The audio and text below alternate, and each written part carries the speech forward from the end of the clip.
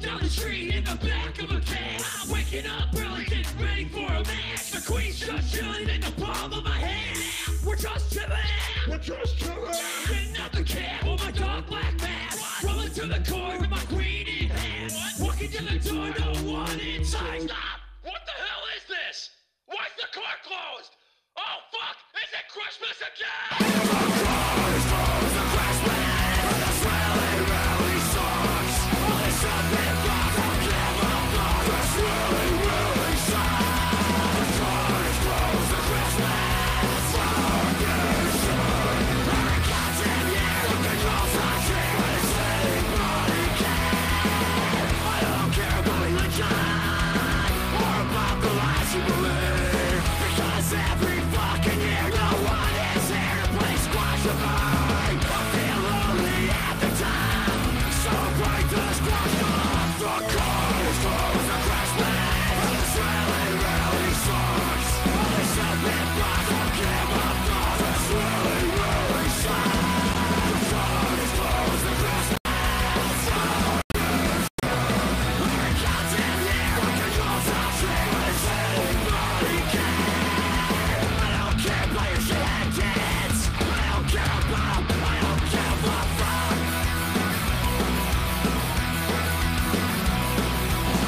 Throw dice right every year. Well, someday can't fly.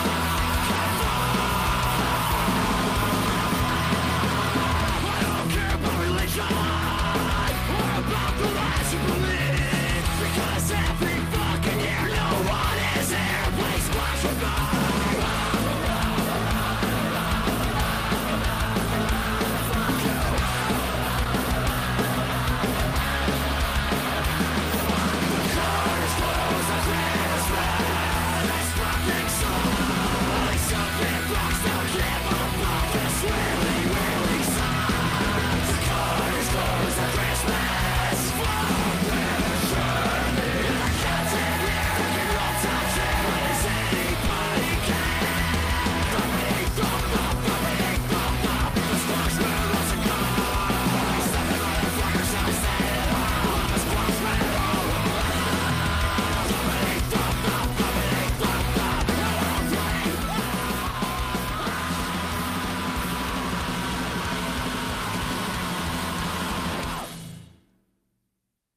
All right.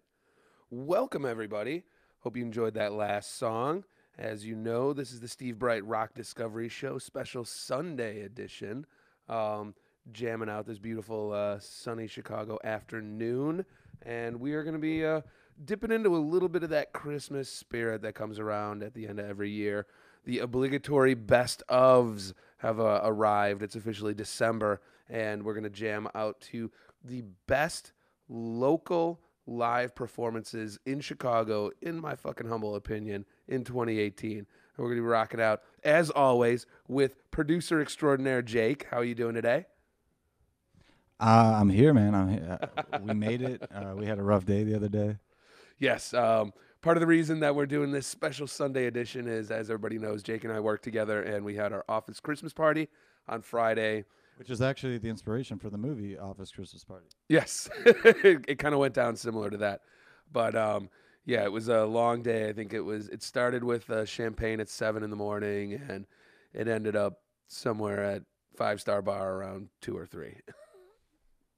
I don't. It was. Were you there the other day? I was out of there by like 11. I closed out 5 Star. Jesus Christ. So it was a long day, but it was a good day as always. So yay Christmas parties. But back in, and I thought it was fun because just in time for this episode, I was able to pick up the brand new Eradicator album.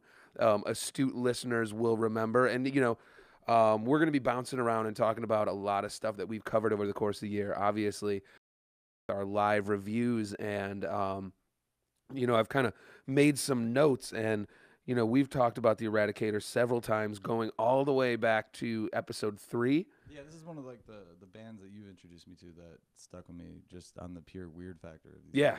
Yeah, and it's all based off a BBC like skit or something like that. Off of Canadian. It's okay. The entire band is based off of a skit from the Kids in the Hall. Oh, that's it. Yeah. I forgot that. Yeah. The Eradicator skit. Sure.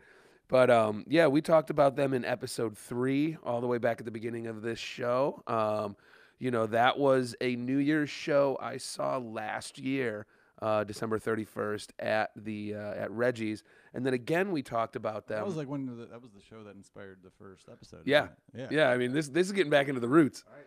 A full year back. Yep, and coming full circle, and we've also talked about them because I've seen the Eradicator a few times this year. We also mentioned them again in episode 14 when I saw them with Population Control and Lil Tits at the now defunct Quenchers, R.I.P. Quenchers. Man, yeah, one of the many venues to fall this year. Mm-hmm.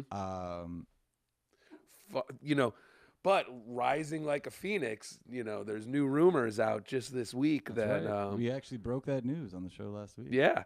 So Double Door will be back in some form at some point, somewhere. So we lose a bunch, we gain a couple. Yeah, that's real. That's real. It has been a long year, though, and you can catch most of these episodes if you haven't been sticking around, keeping up to date. They're all, for the most part, on Spotify. We're getting the website updated. Mm-hmm. We're going to have a new rollout for that in January, so we'll have all the episodes up there as well. But we've been doing a lot of work. We're on episode 35. Yeah. It's been a busy year. Yeah, it's been a very busy year, and there's a lot to dig through if you guys are just getting into the show now. So we'll make sure we got those all up for you. We'll have some links for you when this goes up live. But yeah, keep an eye out. We got some history to the thing now. We're working on season 2. Yeah, getting ready for season 2. Big changes next year. Yeah, not nothing too crazy, but the idea has been new look, new sound, same fucking surly attitude and spicy flavor on the weekends that you come to love. There you go. All right, so what are we diving into, man? We definitely got the holiday season in tow. Oh, my bad. We're skipping. Yeah, let's not get ahead of ourselves. Let's not get ahead of ourselves. What do we got today for the beer? So the tradition continues. So today we are drinking again in the spirit of the season. We are drinking Around the Bend Brewing Company. They're from 2601 West Diversey, yet another beautiful Chicago brewery, giving us delicious beer. And we are rocking out to the Puffing Billy American Brown Ale with cacao nibs. So it's a little chocolately. we're getting highfalutin. But this is a good one. Yeah. What do you think? This is a 6.9% ABV. So this one will sneak up on you. Yeah, like This is you no do, session you beer. asshole. No, we Saturday day drinking. We don't mess around. Sunday either, apparently. Yeah, it's Sunday. Shows where my brain's at. Steve always brings these beers in. I'm a cheap beer guy myself. It's a point of contention between me and Steve. It's all one love. He has an app. That he logs. His, Representing PBRs too. Hey, that's our backbone over there. But man, this one's actually decent. I could definitely sit with it. But the thing is, it's one of those ones you could sit with and definitely will get you fucked. Oh yeah, I mean it's a 6.9 ABV, like I said, and it does not taste it. It's a very smooth, very creamy, very mellow beer that I could find myself pounding out a 6-pack and then being pretty fucked up. I mean, this is good stuff. It is nice to be on a Sunday where there's like not a huge expectation of doing anything after this. Mhm. Or Saturdays, it's tough to rally after your show. But that's neither here nor there, man. We got a lot of good music coming up today. Then I mean, you want to dive in? Like you got to shoot. Yeah, why don't we keep it moving? I mean, there's you have a real nice segue on your chest, so I figure we just kind of take it from there. I don't Let's have to do push it. too fast. So yeah, again, so the thematic on this week's episode is going to be the best performances that I've seen from local acts in Chicago over the course of this last year, and leads us into again, astute listeners of the show, astute viewers would realize that my total fanboy love for the Alkaline Trio. So they are up next. This is a bit of a classic T-shirt design. I've had this shirt for years, and this has really bummed me out. So this morning I was getting up and I was getting together all this stuff for the show, and I was looking through my drawers and finding my shirts, and this was one of those I've got several Alkaline Trio shirts. I've checked through my notes. I don't think I've worn anyone before. If I did, I don't know which one I might have worn. And then that just reminds me, back in like '05, I had this really dope ass fucking Alkaline Trio shirt from the From Here to Infirmary tour that got stolen at the laundromat, and fucking 15 years later, yeah, who's gonna fucking steal your laundry at the laundromat? You know, it's always something that's gone through my head. It's pissed me off for years. Got to be like, if you really are stealing it from the laundromat, you must really want that shit. Something's coming for you someday on that. That's not a good look. I know that's some bad karma, man. Stealing your good shit in the fucking laundromat. But yeah, so I've been a fan forever, as everybody knows, and to that point, you know, they played Riot Fest this year. We featured them on episode 29. It was the Riot Fest recap part 2. And they fucking killed it. They did a Saturday evening into night set, and you know, it had been my obligatory, oh shit, it's been almost a year, got to go see them again. So I had seen them end of 2017. They did that 5-night stand at the Metro, which they subsequently released into live versions of all their early records because they were doing an album night. Oh wow, that's very interesting. I didn't know that. Yeah, so I went for night 2. I'm a sucker for Maybe I'll Catch Fire. That's my favorite of their records. And they've subsequently, like I said, you can find them all on Spotify. You can find them all. They're all available for purchase if you're so inclined. But very good live stuff, very good performance. This year was the Riot Fest. So Riot Fest, you know, you're getting more of a top-line survey of the band. But nevertheless, they killed it. You know, they've been around for 20+ years, and they can really kind of bring the heat. You know, they play the new stuff, they play the old stuff. They're not, you know, we've talked about it before. There's some bands who are convinced, you know, these 35-year-old bands that are convinced that like everybody wants to hear their new record. Like I feel like Paul McCartney does that to people all the time. I know it's not really in our realm, but I feel like whenever like my mom and dad go to see Paul McCartney when he comes to like play, you know, like Wrigley Field or something, I was like, oh yeah, he played the new album. Now, I will say, like, because you brought it up, I've seen McCartney several times, and the most recent time, did I see him this year? I think I saw him, not this year, last year. Okay. They all run into each other when they're so close. But I saw him last year, and to that point, this guy's like, what, 79? Mm-hmm. Like, he's no spring chicken, right? That motherfucker played 39. Unless it's really him. That guy played 39 songs. I mean, that's insane. Also, like, that's all he's done since he was 16. He is the consummate professional, and that's all he knows, and he does his thing. But, like, there's definitely, like, all right, so building up for this episode, I was looking at past videos and just trying to get a sense of, you know, good performances and stuff. Sure. And keeping on this whole Paul McCartney kind of vibe. Like I said, I saw him. He's almost 80. He played 39 songs. In between songs, he's bouncing from bass guitar to regular guitar to keyboard to just singing and like telling stories. You know, just creatively at some point. Yeah. You know? Like at that point in your life, you've created so many things. I feel like you just got to get bored of one thing. But like in between, he's like telling anecdotes about like Eric Clapton and Paul McCartney, or I mean, and John Lennon, and the crowd, right? Like he's playing to the crowd. He's the consummate. You know, he's been around the block a bit. You know. Yeah. Now, take that and contrast it with, and you know, again, R.I.P. God love him. Like I was looking at old Motorhead videos that I'd taken last time I saw them, and Lemmy, like. When you're in the moment at the show, you're just like, yeah, I'm in it. You know what I mean? You're just enjoying it. But like taking a critical, sober eye in retrospect, not gonna lie, man. I've got a video, Ace of Spades, I think from the last Motorhead live performance ever, and he can barely string sentences together. I mean, like if you like critically listen, like, is he like fucked up or is he just? Oh, he's wasted and he's barely playing. Like he's barely strumming the bass, and I don't mean like I said, like he's got that reputation, right. and I loved that show, and I was appreciative to be able to see the last live Motorhead performance in Chicago.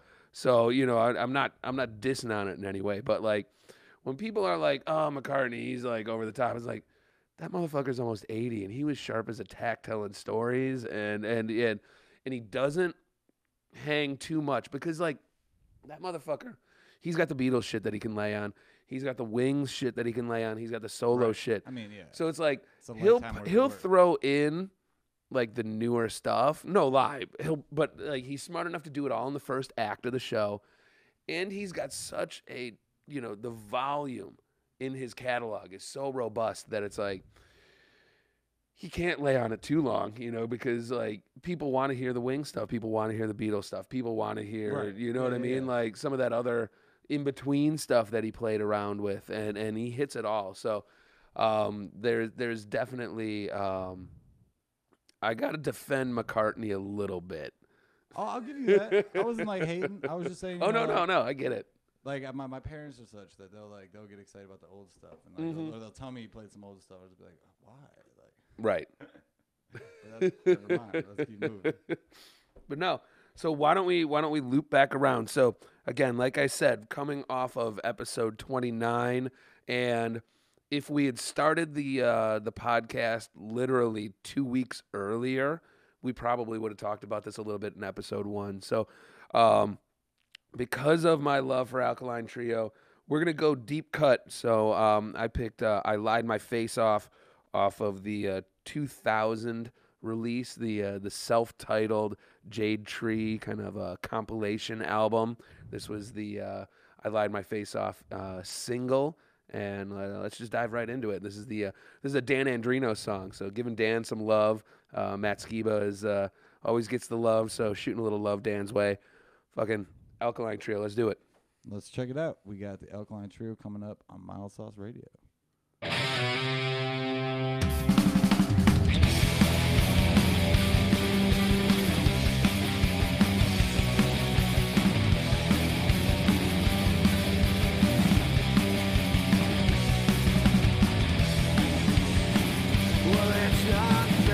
It's not even close. You tied me down where I'm forced to watch as you poke holes in every part of me, containing something secretly, something sacred to me.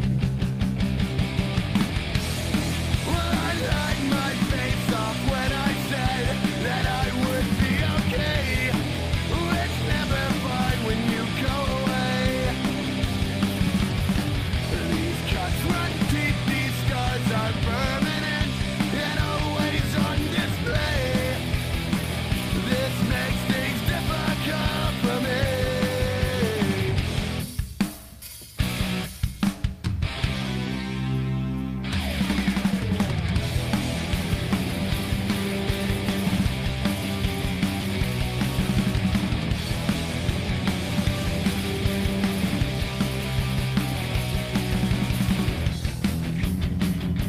It's not fair, it's not even close. You fed me the sun, burned me up inside and watched me choke on everything we did, on everything we lived.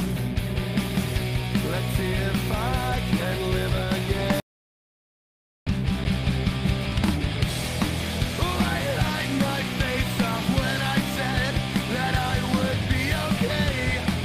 It's never fine when you go away. These cuts run deep, these scars are permanent and always on display. This makes things difficult for me.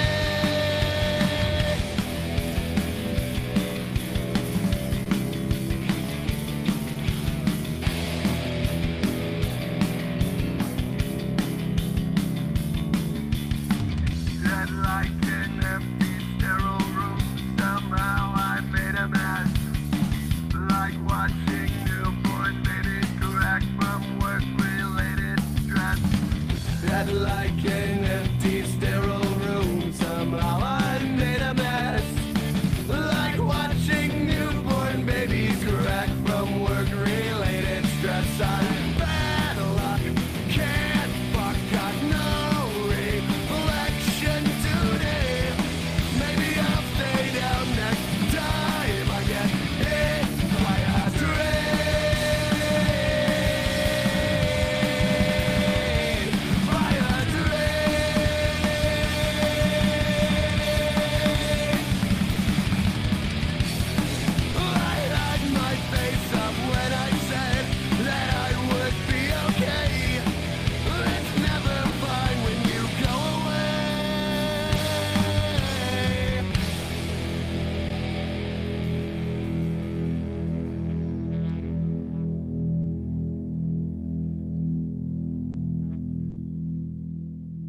And we're back, Mild Sauce Live, Sunday edition, jamming out to the top 10 greatest Chicago live performances of 2018. Like I said, we started off the hour with The Eradicator. They fucking dropped a couple of fucking just ridiculous fucking shows this year that I had a chance to see. They fucking kicked ass. If you ever get an opportunity, check them out. They are a spectacle. They're very good. Excellent stuff. Then we moved into Alkaline Trio. Again, these guys are fucking Chicago legends. They've been around forever. People can make fun of me all they want for it. I don't give a fuck. They're workhorses. I dig them. And then now, I mean, this moves in. So the next band, this goes back even farther than The Eradicator. This goes back to episode 2 of the podcast. And then we hit 16, so very familiar with everybody. But we're going to dip into a little bit of Relayer, which is the Chicago super group formed, if I'm not mistaken, out of members of Pelican, Russian Circles, and Against Me. Fantastic if you are a fan of that. One that we feature quite a bit, right? Like, Oh, yeah. Relayer's We've been on talked about feature. Relayer. I think now, I don't want to, pat my own chest too much, but I think that I would say that when we featured, we talked about them on episode 2, the Anticipations episode, if you want to go. remember that one. Anticipations Part 2. Talking about bands that I expected. I think that was one of the Temptations, like right off name. Yeah. The Anticipations. Yeah, so we sounds like a dope ass Detroit R&B really band funny. from like '67. Anticipations. They almost made it. Right. They opened up for the Impressions. But no, so Relayer, we played them. I spoke about them in episode 2 because I knew that they were coming out with a new album this year, and I expected they were going to put on a great fucking performance, and they did not let down. I've had an opportunity to see them several times. They've only got 2 EPs out, but when you're dealing with industrial, long form, post metal stuff, 4 songs, you could still get an hour's worth of music. So you're not losing out on the experience, and these guys definitely bring it. Like I said, we spoke about them as something that I was going to look forward to right at the beginning of this podcast. And sure as shit, episode 16, they came around, and I believe they played at the Beat Kitchen with Sweet Cobra, and they fucking killed it. An incredible musicianship. I mean, just next level shit. And if you are a fan, I love music, and you tell me, Jake, you've got a journalist background, and you've got, your roots are kind of based in literature and writing, whereas I'm an art guy, I'm a painting, drawing guy, and I've always had words are great. I love good lyricists, and Alkaline Trio. I think Matt Skiba and Dan Andrino write just amazing lyrics on the level of mid '80s like Morrissey with the Smiths, and just writing really good words. But what to me, and I think it's always kind of come back from like an artist perspective. Like I love sonic texture, and I love like how music can be made and formed, and this is something that like. To me, like Relayer, because they don't have lyrics, because we have this tradition in Chicago of good instrumental metal, instrumental post metal. I don't even want to say instrument metal, because there's like freeform jazz shit like what was like Small Brown Mice and so there's other bands in the city that do like long form instrumental stuff, but I think that, Relayer, Pelican, Russian Circles, they're really cool, and they hold a special place in my heart. And I wonder, as being from a journalist perspective, how do you feel on, like, music but no words? Well, I mean, that was always the thing, like, a point of contention. Like, me and my friends growing up, I had a lot of friends who were real into, like, Radiohead and shit like that growing up. I grew up like Mogwai, and I mean, I would honestly say like being prescribing to being a word. Godspeed You Black Emperor. You know what I mean? For me, like being a word person like my whole life, or being someone who like makes a living writing words and was always identified that way. Like I actually the music I got into as a kid was always like from the storytelling element. Like it was always more like I like punk rock for like the things they were saying. I liked rap music for the messages they had. Yeah. I like punk for the words. I don't like it for the music. You know what I'm saying? But that was always a point of contention with me and my friends. I remember like growing up, like shout out my friend Sam Gunther and the Gunther family, because without them I wouldn't like have found like Animal Collective and a bunch of like really ambient cool noises that I got really into. Shout out my buddy Peter Cottontail, who sat down and showed me Ableton and explained like sonic textures to me. You know, so like I can appreciate that shit to the end of days, and that's really like. But music for me is always about like the message behind the message. music. And that's just my like boxy ass like writer self. But it is an interesting thing because like my whole entrance into like me and my friends have that conversation all the time, why they like electronic music or something like that. Yeah, whereas I like is rap a great music. example. Well, I think rap is a great example. Electronic is interesting. You know, like I would always be like, this is cool, man, but what the fuck are they saying? And they'd be like, well, it's about the beat, man. You know, and it's like, it's two different sides of a coin. And then when you said the shit about rock music here having like a real instrumental thing, I think that's interesting because, you know, the rap music here is very much, you know, for a long time has been based on that conscious side, you know, that very lyricist side. So very heavy on the lyrics. Even still now, now that I think about it, it's always been a very lyricist heavy city. So like, it's interesting that there's that dichotomy or that juxtaposition between the two things, you know? Yeah. You know, I mean, like roots wise, when I was in high school and when I was younger, you know, I really grew up loving, I mean, like, you know, just as a fan of music, I love music and I love a lot of stuff.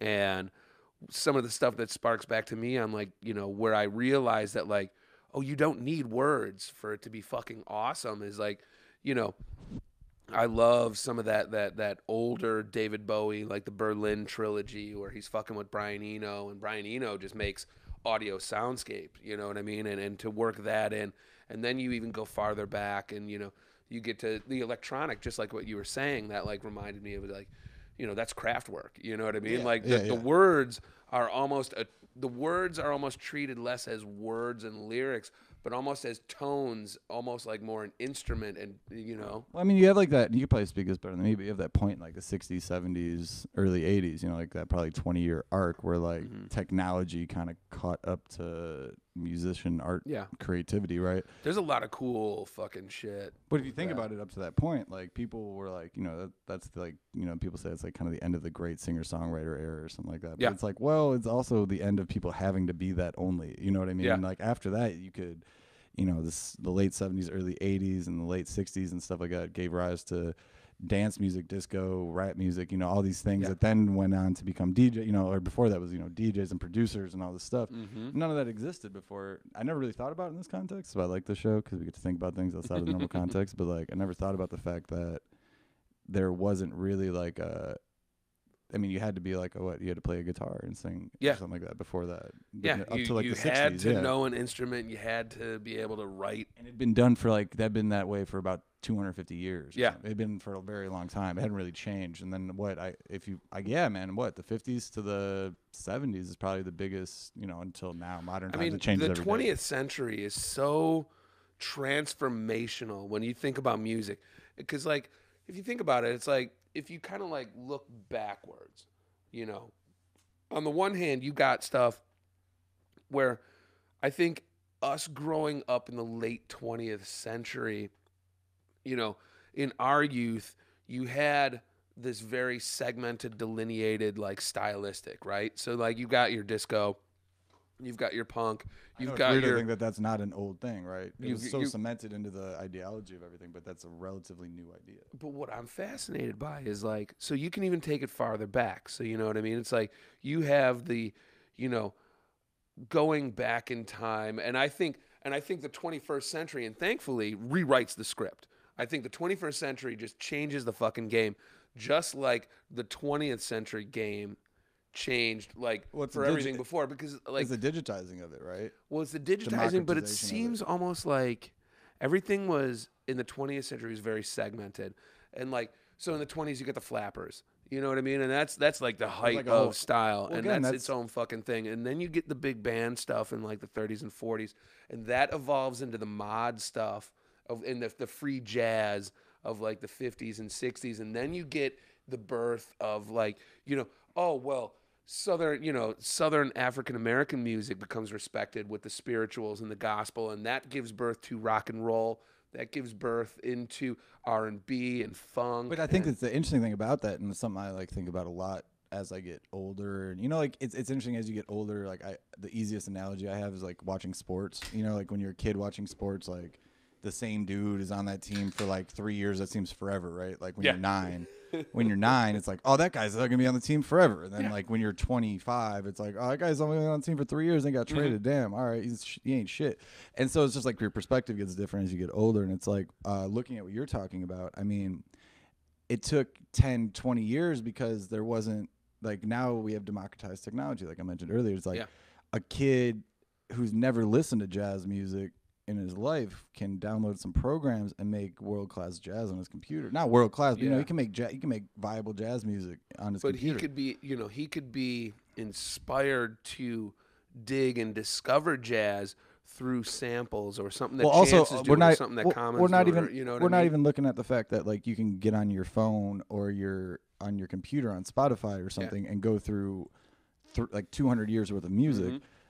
At your fingertips, you know what I mean? Like that wasn't a thing before. So I think it's interesting now. Like we're in this hyperspeed thing. We're like we definitely are, but I also think that hyperspeed has like blended things to where 100%. I think my point was like kid grandson we were listening to out of Canada who's blown up over the last year. The way he was able to blend like rap trap aesthetics with like hard rock things and stuff. It's like he's a great example. And there's a million other ones on top of it.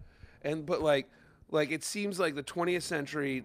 And maybe it's just the state of communication and ways that we talk to each other, and the evolution of that. But it's like, to me, I feel like it was very stifled and very segmented. Like if you were a mod, you couldn't be a rocker. And if you were a punk, you couldn't be into hip hop. But all that's washed away. But also like if you were like in Detroit in the 50s, you only knew other people who were in Detroit in the 50s. Right.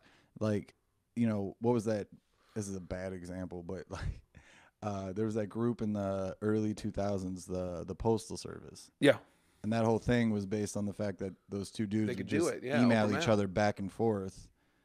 Were they mailing it actually? They were emailing, and then I think they were sending because it was early 20th century. It wasn't Dropbox. There wasn't like Dropbox and big data transfer. That's even interesting, right? That wasn't that long ago, and even that was like a big story then because it was like these two people. So you can have a producer in Japan now send a beat to a guy in New York, and they can collaborate, and that's just a whole different thing. And it's so cool. And exactly to your point, like precisely to your point, it's like the 21st century and the rate and speed of technology has just like been such a game changer. Because I guess where I was going was like you look back to like the early 20th century, and then like let's just say 400 fucking years before, right?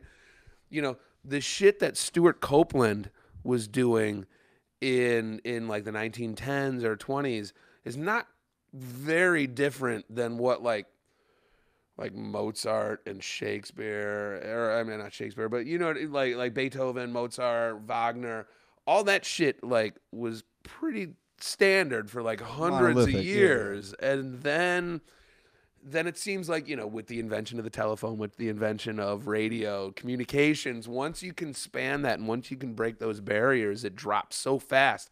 And like the 20th century, you were very segmented, but then the internet just like wipes segmentation just out of the fucking game. Well, imagine if like Mozart could communicate with like Buddhist monks who were doing crazy. Exactly. You know what I mean? Like exactly. If he even had any conception that like, oh, people in this part of the world make music that sounds like this. Right. Like, what would that inspiration have done to these Western greats that we think of?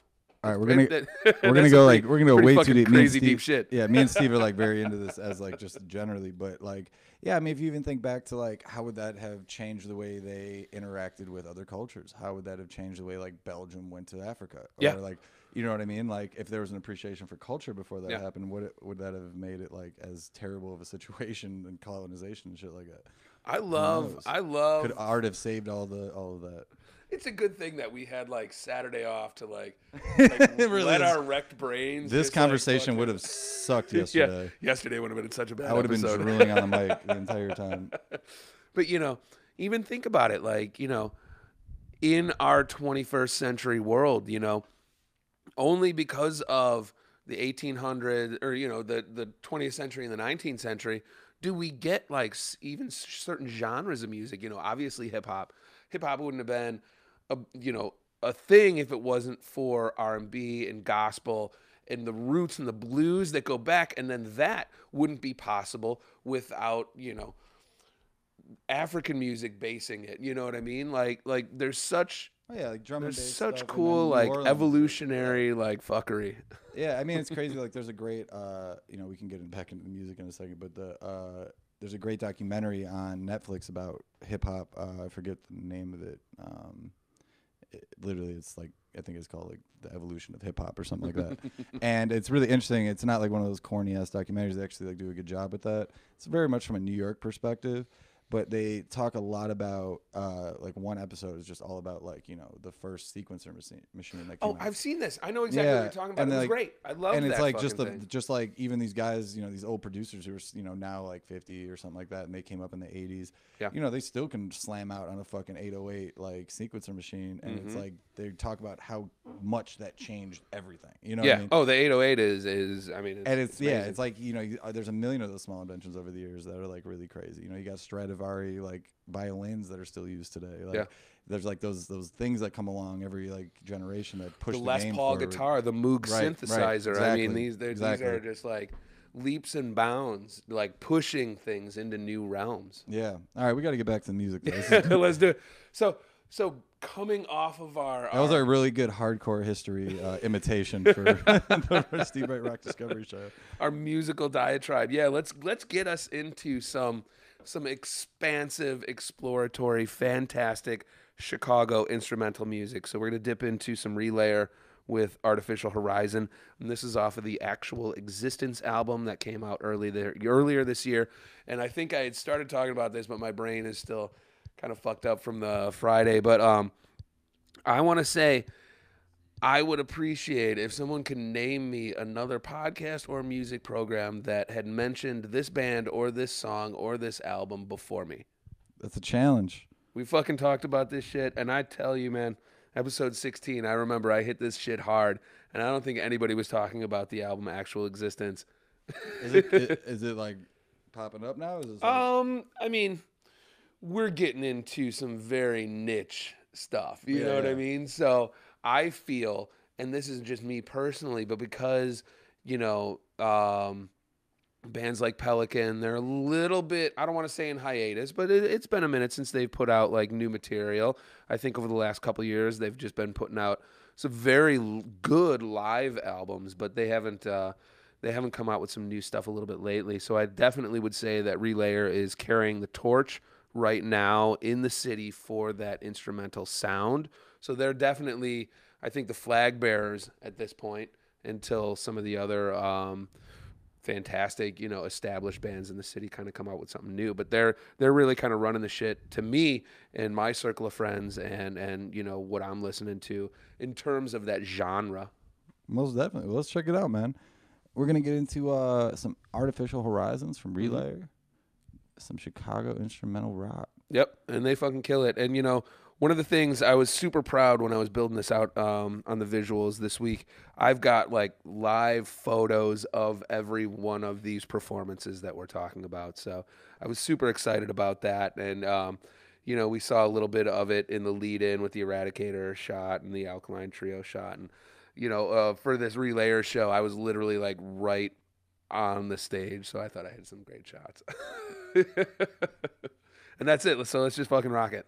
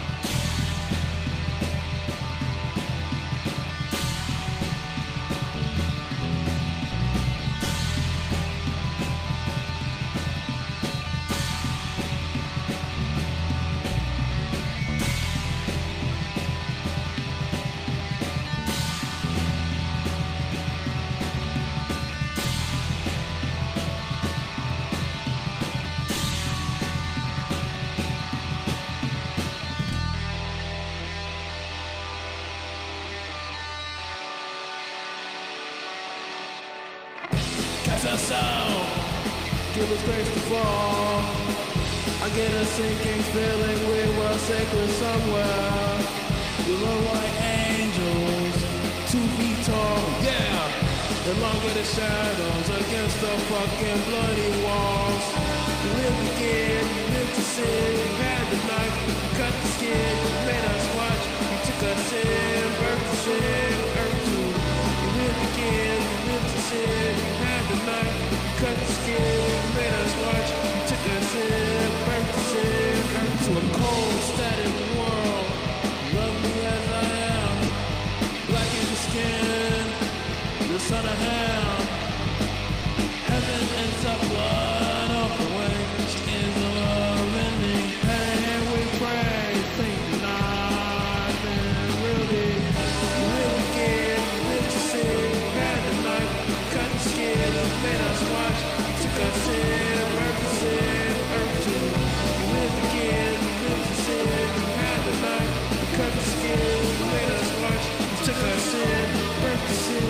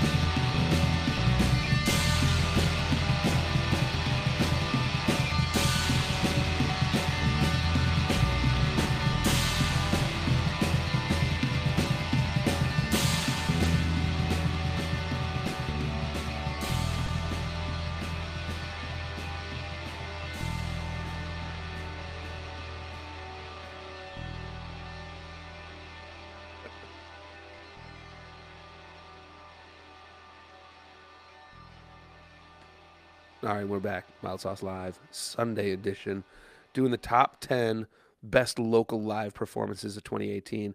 So we fucking were jamming out to Relayer with the fucking amazing Artificial Horizons off of the Actual Existence LP. And then we rolled into different change of pace, but yet no less, fucking awesome. And I will caveat, I didn't do like a descending order, you know what I mean? This is just like the best fucking shows I saw all year. So this is not in any like, any one is better than the other. These were just the cream of the crop. So, shifting genres, we're moving into the last track that we listened to, which was The Breathing Light. Definitely love these guys.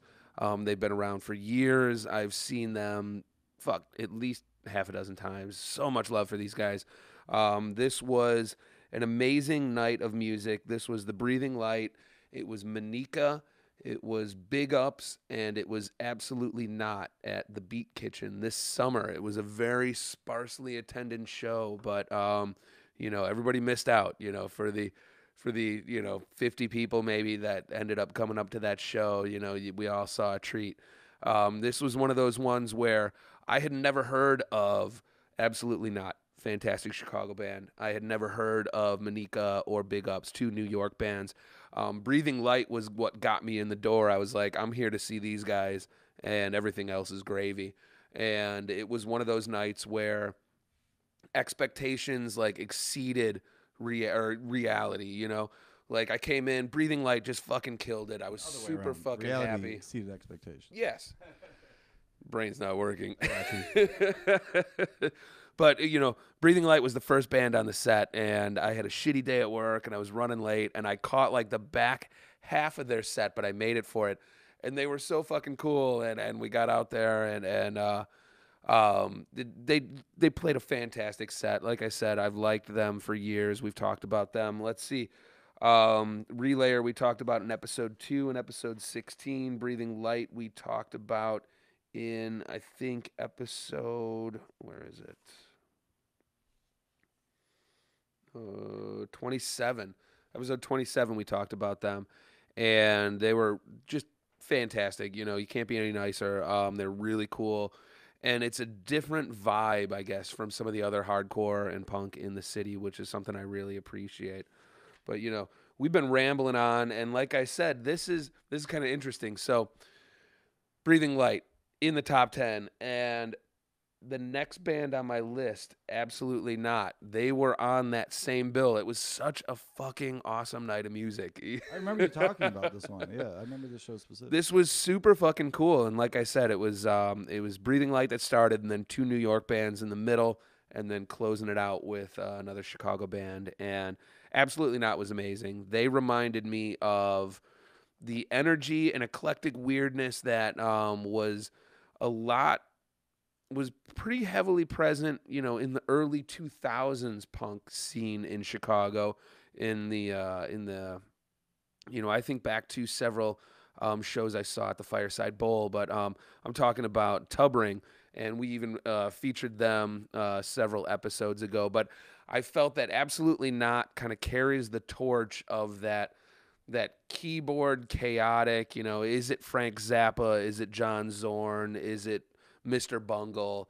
You know, very eclectic, spasmolytic, you know, post-punk that just is free range and doesn't give a fuck. And, you know, the energy, and they were the culmination. So Breathing Light started the night, Absolutely Not ended the night.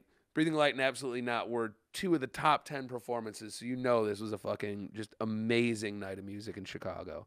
Yeah, man. And Steve was out there to catch it for you. Yeah.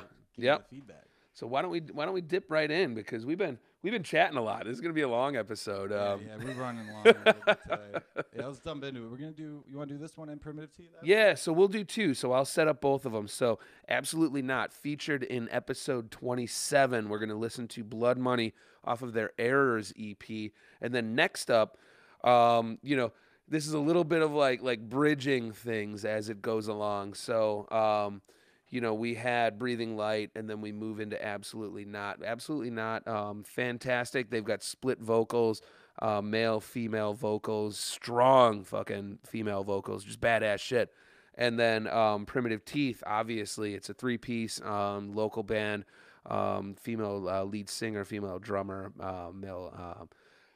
It's a 3-piece, and they kick ass. I don't mean to sound like come off like weird, but it's like.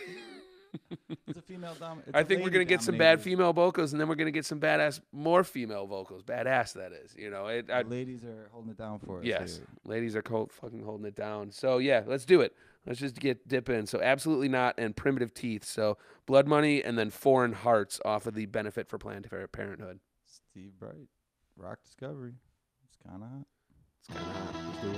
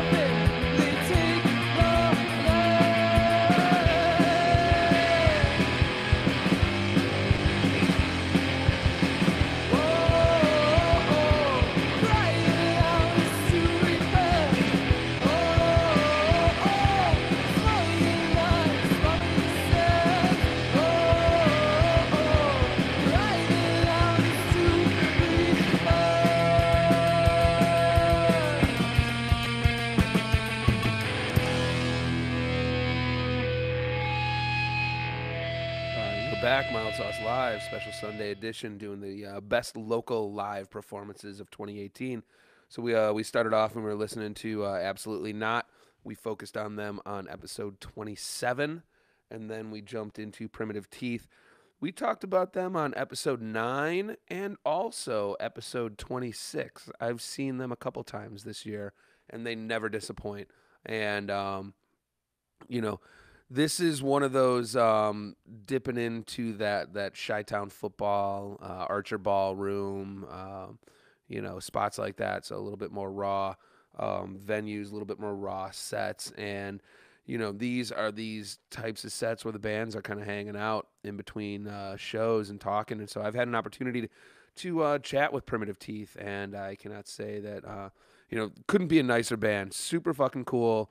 To me, they've got that post-Fugazi Discord sound a la, Nation of Ulysses or, bands of that ilk. And I really dig it.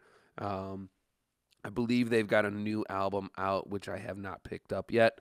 And they fucking kick ass. And so, just two badass, ladies kicking ass, fronting the bands.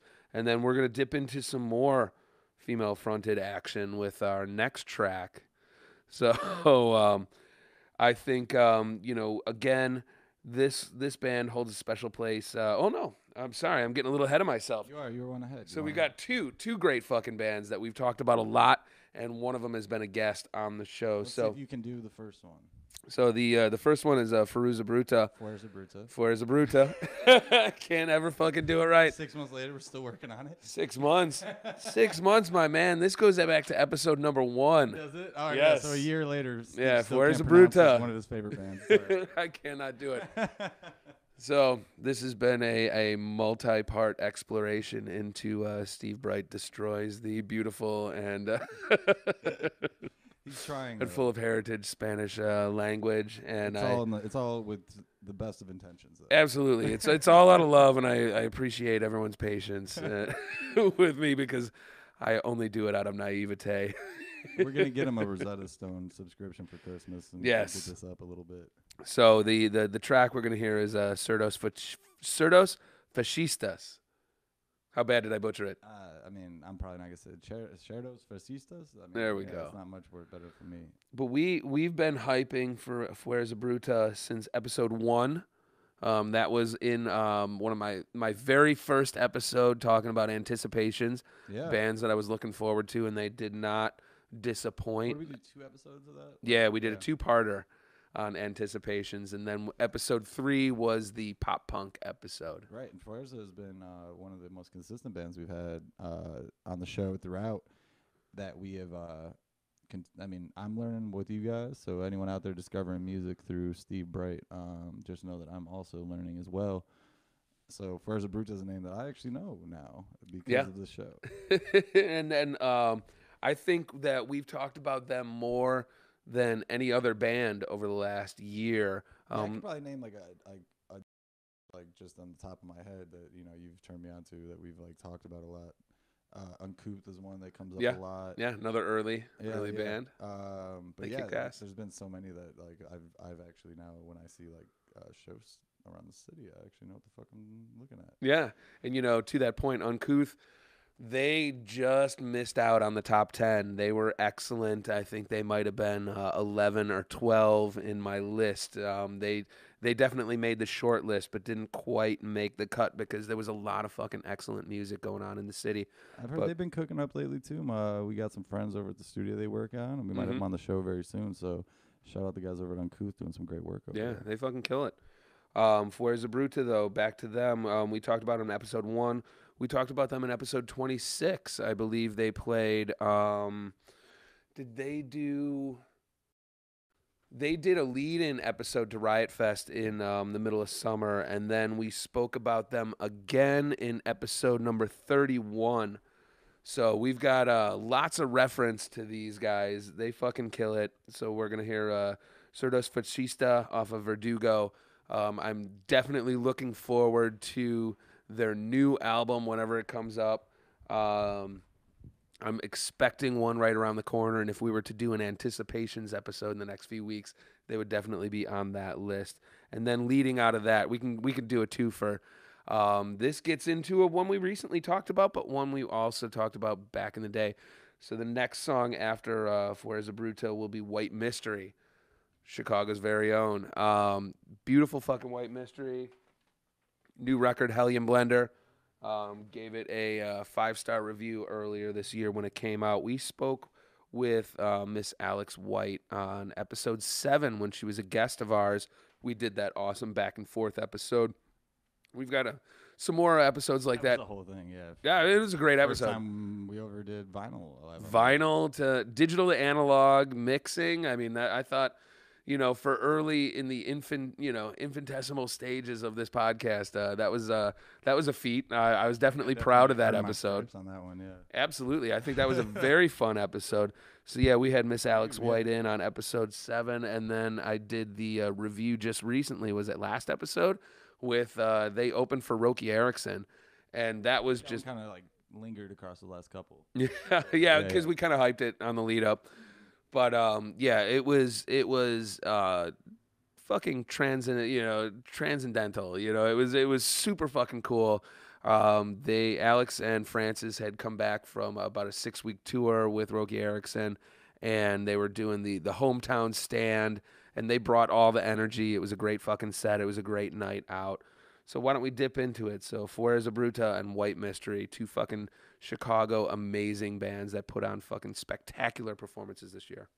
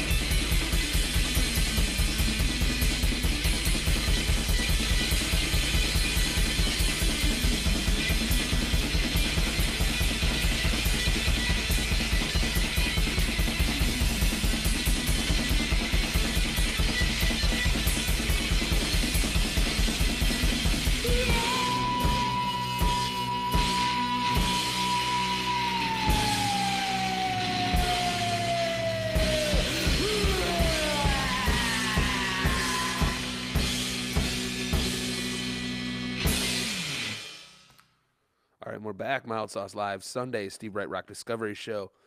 Best local live 2018. That's what we're fucking doing right now. We just listened to fucking White Mystery and Fuerza Bruta before that. And I gotta say, we've had Miss Alex White in as a guest before, and Jake and I both know Francis Scott Key White, and two fucking amazing human beings, and we've had the pleasure of actually kind of meeting their family a little bit. I mean, there's like great group of people. Just a great Chicago family, really. Yeah, absolutely. And it's so cool that they're around, they're celebrating their 10-year anniversary. They hit their 1,000 show benchmark earlier this year. Released from their packed. Yes. And do things. They can have a life a little bit. But I'm sure, they're so hardworking and such go-getters that, they're going to be back at the grind. Yeah, And I'm sure they've got a new record in the works for 4/20, 2019. Yeah, but make sure you check out Steve. Definitely, he did a write-up for us, reviewed the album. Yep, Hellion Blender, great album that came out this year, and great tour supporting that album. And I'd love to have Alex and Francis in for future episodes. They're super fucking cool, and I can't tell you how much I love them. And moving on from that, another fucking band I love, another female-fronted awesomeness that I caught earlier this year. This was featured on episode 24. Now we're going to dip into, we're getting towards the end. We've only got a couple left. There's going to be a long one today. Next one, though, is The Black Road. Fucking awesome stoner. Remember this one. Stoner psych garage metal out of Chicago. In the same vein, you brought up Uncouth a little while ago. I would say it's definitely in the same vein as, say, Uncouth or Sun God Ra or Dead Feathers. If you want to look a little bit at some stuff that we've jammed out to earlier this year, a little bit of Amplified Heat or Radio Moscow, definitely in that stoner garage psych metal vibe. But to me, stands out about Black Road as opposed to, say, Dead Feathers or Uncouth or was just they have this early. To me, if you look at like Black Sabbath is like 0.0 for heavy metal. They are the founders of heavy metal. They are the first fully formed heavy metal band. They spawn everything from, if you look at music genealogy, it goes from, Black Sabbath to Judas Priest to Iron Maiden to Metallica. I mean, they create thrash metal. They create, arena rock metal. They create, like looking at Neurosis and Sleep and Yob, another band that we've talked about. They created doom metal. They're so, at that convergence point of all that. And one of the things that I really appreciate about Black Road is they take that early Black Sabbath aesthetic. And now I talk about Sabbath in like, if you look at their first record stands apart from everything else that they ever did because they don't know they're making heavy metal at that point. So the first Black Sabbath album is like the most brutal blues record you'll ever listen to.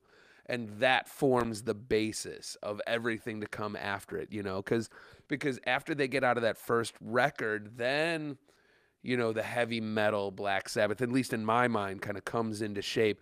And what I love about Black Road is they take that brutal heavy blues of the first Black Sabbath album and they take that convergence of blues and heavy rock that's pre-metal and they take, a nice twist on it with putting just a commanding female vocal on it, which, you don't hear even with other heavy doom bands or metal bands. I think of Year of the Cobra, which is another just fantastic female-fronted doom band out of Seattle. And they're coming at things a different angle. I really respect Black Road for just the angle they take and just their adherence to that ground zero early seminal, proto-metal vibe. And why don't we just dip into it? So this is Black Road with Bloody Mary. We featured them on episode 24, and this is off the Black Road EP.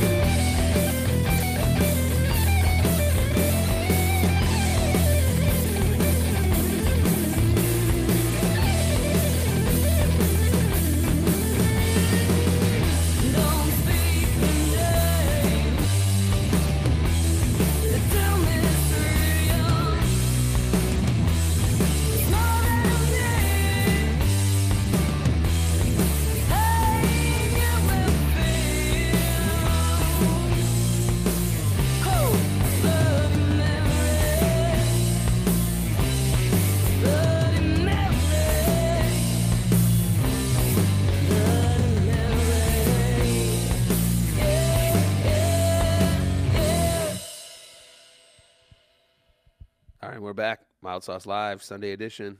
Best Local Live 2018. Just jamming out to Black Road with Bloody Mary off of the Black Road EP. I know they came out with a new release just recently, about a month ago. I have not had a chance to dip too deeply into that, but I just want to give my shout out, much love and respect. They fucking were phenomenal. I just got to say, they fucking kicked ass out of a wonderful evening, if I'm not mistaken. That was episode 24. We were dipping into the record release show from Diagonal for their new record that was Black Road, I think Pearl Earl out of Austin, Texas, and Lake of Fire also played on that show. And whereas that entire evening was really good, and I really enjoyed that night out. That was at the Beat Kitchen, fucking kicked ass. Black Road was such a fucking standout, and I gotta say that the bar was set high because Pearl Earl kicked ass. Lake of Fire was so fucking good. Diagonal was awesome, but Black Road, they really brought it. I loved seeing them, and I'm definitely gonna be out seeing them again. They fucking killed it. Amazing stuff. Much respect, much love, and that gets us down to the number 10. So before we close out the episode, I think it's about time we give our shout outs as always. Shout out to Jake, with whom this beautiful podcast and website would not be possible. So thank you, Jake. Of course. And then and then we Mild Sauce almost had a low key holiday party because we had a lot of Mild Sauce representing at our office's Christmas party. We had Ryan, and much shout outs and love to Ryan. Amber Alert out on Ryan. We haven't seen him since. Yeah, he kind of disappeared. Ryan, call us. We love you and miss you. Please call home. But Ryan in the backcourt, fucking Ryan and Tanel, they fucking kill it. Always looking forward to new episodes from them whenever Tanel is back in town now that he's out in St. Louis. A lot of good things cooking, man. It's been a long year. I think Steve's been building to the point that we might have a nice little recap situation for you guys in the next week or so. We might make that just my birthday party. We'll see what happens with that. But outside of that, looking to the new year, man, season 2 is getting really exciting. We got a lot of interesting people and fun people coming on for the new year. If anybody out there listening is in Chicago looking to do a show, hit us up, man. We're very easy to work with. We got a real smooth situation, and we're always looking for new talent and people to hang out with. So if you're a rock band in Chicago, if you're someone doing a podcast, let us know. We got a lot of things going on, and join the family. It's only getting bigger. One love, man. It's all good. All right, let's get the fuck out of here, man. We've been here an hour and a half. All right. So, yeah, let's wrap this up. So, of course, cannot forget Mars and Do Right Radio, DJ Police State, and then the 3-piece, the morning show, the fucking rock that starts our weekends every weekend. Love the 3-piece, love everybody in that crew. And so to wrap it up, and again, like I said, this was not a countdown or count up. These were just the standout, amazing fucking shows that I've seen this year that really kind of like, kicked me in the dick and was just like, oh, shit, this is a fucking wake-up call, And so we're going to go out on the Jesus Lizard, seminal. I mean, these guys have been around forever, as long as I've been listening to music, Jesus Lizard's been making music. They really are, to me, that late 20th century Chicago stalwart sound where it's just blue-collar, working class, no pretentiousness, no fucking around, but we're going to do our own thing, and if you don't like it, fuck yourself, So I saw them. They came out of semi-retirement. They haven't they kind of bubble in and out of existence every so often, and I had the pleasure of checking out their most recent performance, which was definitely unheralded and underrated at Riot Fest this year. I believe they played Sunday evening, whereas a lot of people were getting set up for some other sets. I snuck in to check out this one, and they blew me the fuck away. Now, I've seen them before, but I have not seen them probably since the late 90s, so it's been many, many, many years, and just kind of like, oh, shit, It was one of those like, oh, well, I had no expectations they were going to play. Just coming in kind of blank slate. It's been years since I've seen them. They haven't put anything out since, so I'm not going to be like catching anything unawares. I'm going to know everything they do, and they brought it. Fucking David Yao is a fucking madman. Anybody who knows, old school 90s, 80s, late late 20th century Chicago fucking underground raw music knows the Jesus Lizard, their contributions in with, you know, that whole raw Steve Albini sound to even, you know, experimental where they're doing guest vocals on Pigface, another local Chicago legend, you know. And we're just going to go out on the fucking, you know, the fucking panty dropper, you know. It is Killer McCann off of Head. Let's just fucking do it. They fucking killed it, and we will see you next week for more fucking rock discovery. All right, man. This has been Mild Sauce Radio, the Steve Breit Rock Discovery Show, and this is the Jesus Lizard. Yeah.